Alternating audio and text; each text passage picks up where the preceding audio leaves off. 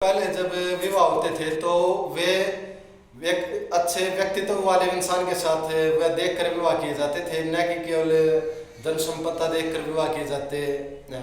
आजकल जो उल्टा हो रहा है भाई, पहले जब भगवान श्री राम जो है मुनि वेश के अंदर जब स्वयंवर जीत कर और सीता जी का और उनका चारों भाइयों का विवाह हो जाता है, तो जब भगवान श्री राम आते हैं तो केकई जो होती है वो वनवास के लिए जो है आग्रह करती है भगवान श्री राम के वनवास के लिए कि इनको वनवास दिया जाए और मेरे पुत्र को जो है राजपाट दिया जाए।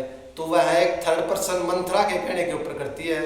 वह इतनी बड़ी रानी जो है तीसरे पर्सन की वजह से अपने घर को बिगाड़ देती है। उसकी कटु वचनों के कारण उसको जहर भर दिया था। मंथरा ने उनके बीच में मतभेद पैदा कर दिया था, जिससे उनका परिवार विच्छेद हो जाता है। तो जब भगवान श्री राम वन के लिए जाने के लिए चलते हैं तो माता सीता भी कहती है कि मैं भी आपके साथ चलूंगी। तब भगवान श्री राम स्वयं कहते हैं कि आपको तो जो है ना वनवास थोड़ी मिला है, वनवास तो मुझे मिला है, तो आप क्यों साथ जाएंगी। तो उन्होंने कहा कि मेरी शादी आपसे हुई है, आप सुख में रहोगे तो मैं सुख में रहूंगी, अगर आप कष्ट में रहोगे तो मैं कष्ट में रहूंगी। तो भाई इसलिए जो है ना वे देवियाँ थी, जो अपने अर्धांगिनी थी, वे औरतें जिनको हम देवी कहते हैं, और वो असली देवियाँ थी। वो अपने पति के सुख में दुख में अर्धांगिनी आधा बांट लिया करती, सुख दुख बांटा करती भाई, उसको अकेला नहीं छोड़ा करती।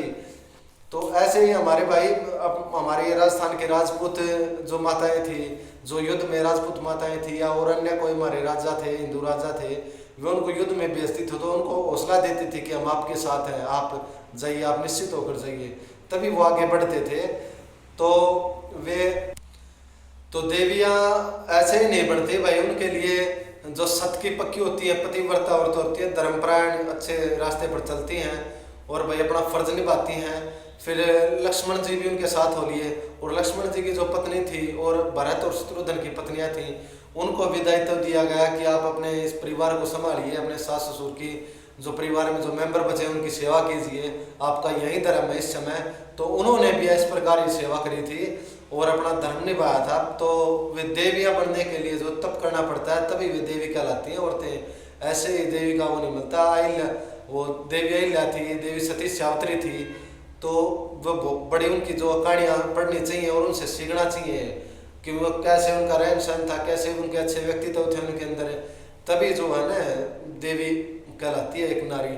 और भगवान श्री राम भी भाई जब वन के अंदर जा रहे थे तो वहाँ पर एक शूर्पणखा नाम की जो राक्षसी थी, रावण की बहन, वो आई थी। उसने कहा मैं आपसे विवाह करना चाहती हूँ, तो उन्होंने मना कर दिया कि मैं शादीशुदा हूँ, तो मैं जो है ना आपसे विवाह नहीं करूँगा। इसी प्रकार लक्ष्मण ने भी मना कर दिया था। तो भाई देवी का अर्थ जो है ना, जो देवी वही है जो अच्छे कार्य करे, वरना कोई ये देवी का जो टाइटल होता है ये बड़ा पूजनीय होता है। और सभी देवियों को प्रणाम भाई, सिर्फ देवियों को प्रणाम।